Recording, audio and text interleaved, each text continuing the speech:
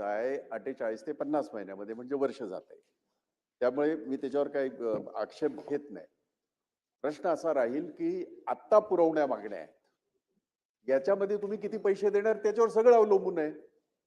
मग आता पुरवण्या मागण्यामध्ये आपल्या आपल्या आपल्याला तेवढे पैसे मिळालेत का? कारण ते पैसे मिळाल्याशिवाय त्या कामगारांना पैसे कसे देणार तुम्ही? कारण इथे आम्ही तरतूद कितीची आहे त्याच्याशिवाय इथे आपण भाषण खूप करतो, गर्जना खूप करतो, सगळं काय करतो, 6 महिने सांगतो, तसं होत नाही. म्हणून मी त्या तुमच्या उत्तरावर आक्षेप अजिबात घेतला नाही. जरी आकडेवारी चुकीची असली तरी आपल्याला या पुरवण्या मागण्यामध्ये किती निधी उपलब्ध झाला आहे आणि त्याचा विनियोग यांचे पैसे देण्या बाबतीत आपण काय करणार आहात? ह्या सभागृहातील ज्येष्ठ सदस्य भाई जगताप हे सुद्धा कामगार नेते आहेत आणि कामगार नेते म्हणून मला आठवत आहे की दिवाळीच्या दरम्यान जेव्हा कामगारांना आम्ही ही जी त्यांची थकीत देणी होती ती देण्याचा निर्णय घेतला आणि त्याचबरोबर हे आम्ही कर्मचाऱ्यांना जेव्हा बोनस दिला, सर्वप्रथम त्यांच्या कामगार संघटनेच्या लोकांनी माझं अभिनंदन केलं. त्यामुळे मी खरोखर त्यांचा ऋणी आहे. पहिला प्रश्न. दुसरा महत्वाचा मी सांगतो की म्हणजे आता 2893 कोटी 23 लाख रुपये ह्या पुरवणी मागण्यांमध्ये आम्हाला परिवहन मंडळाला किंवा एसटी महामंडळाला हे आम्हाला मिळणार आहेत आणि त्यामध्ये कामगारांचेही पैसे आहेत. हे जे पैसे आहेत त्यातील बहुतांश पैसे हे फक्त कामगारांच्या पगारासाठी आणि कामगारांची जी थकीत देणी आहे त्यासाठी आहे. त्यामुळे ह्या पुरवणी मागण्यांना सुद्धा तुम्ही भविष्यामध्ये जे आता येणार आहेत त्यावर चर्चा करताना अनुमती द्यावी अशी विनंती करतो. प्रवीण दरेकर.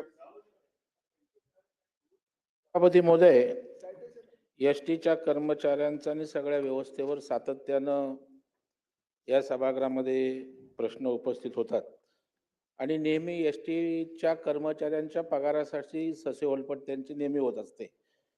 तर सभापती महोदय, या निमित्तानं माझी या ठिकाणी सरकारकडे विनंती असेल की या एसटी कर्मचाऱ्यांच्या पगारासाठी एक लॉंग टर्म अशा प्रकारची उपाययोजना, आज एसटीच्या जागा प्रचंड प्रमाणावर आहेत, एसटी स्थानकं आहेत, काही शहरात मोक्याच्या जागा आहेत, मोठ्या महानगरपालिका क्षेत्रांमध्ये जागा आहेत, तर याचा एक इंटिग्रेटेड असा डेव्हलपमेंट प्लॅन जर केला आणि त्या ठिकाणी एक परमनंट काही मोठी रक्कम उभी करून परमनंट त्यांच्या पगाराची व्यवस्था नेमक्या त्यांच्या पगाराच्या तारखेत होण्याची आवश्यकता आहे.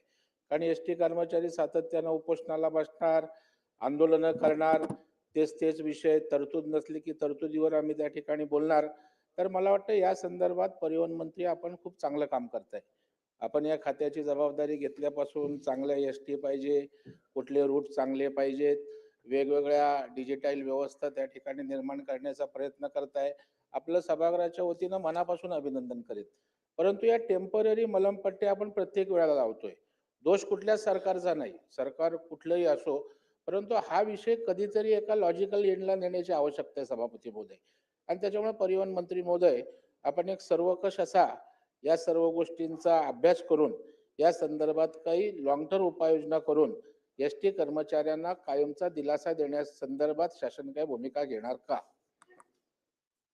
सभापती महोदय, सन्माननीय सदस्य प्रवीण दरेकर यांनी जो प्रश्न उपस्थित केलेला ही वस्तुस्थिती आहे की गेल्या अनेक वर्षापासून एसटी महामंडळ हे तोट्यामध्ये घाट्यामध्ये आहे आणि तो घाटा हा प्रामुख्यानं आपण सर्वसामान्य प्रवाशांपर्यंत किंवा महाराष्ट्रातील 13 कोटी जनतेपर्यंत एसटी पोहोचावी यासाठी शासनाच्या माध्यमातून ज्या ज्या काही योजना राबवतात त्यामुळे होतोय.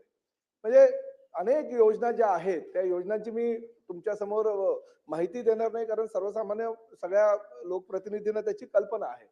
परंतु एसटी हा काही उत्पन्नाचा स्रोत नाहीये. कुठल्याही राज्यानं एसटीला उत्पन्नाचा स्रोत म्हणून मान्यही करू नये किंवा कुठल्याही राज्यानं एसटीच्या माध्यमातून खूप काही आपल्याला उत्पन्न होईल हाही विचार करू नये आणि कुठल्याही राज्यामध्ये तशी परिस्थिती नाहीये.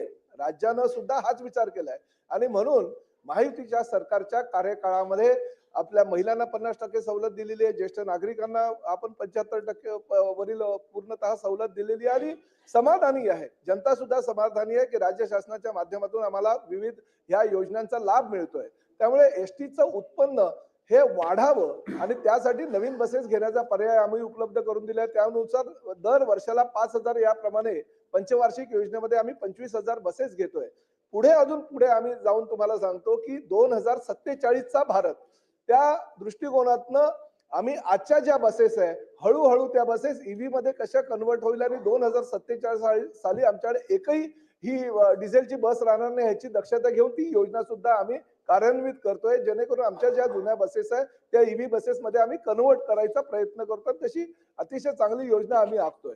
परंतु हे करत असताना आमचे एसटीचे कर्मचारी आहेत, कामगार आहेत, त्यांना सुद्धा त्यांचा पगार वेळेवर मिळाला पाहिजे, त्यांना सुद्धा त्यांची थकबाकी मिळाली पाहिजे. ह्यासाठी पीपीपी तत्वावर आम्ही सगळ्या एसटी महामंडळाच्या जेवढ्या काही जागा आहेत त्याचं आम्ही नियोजन करतोय.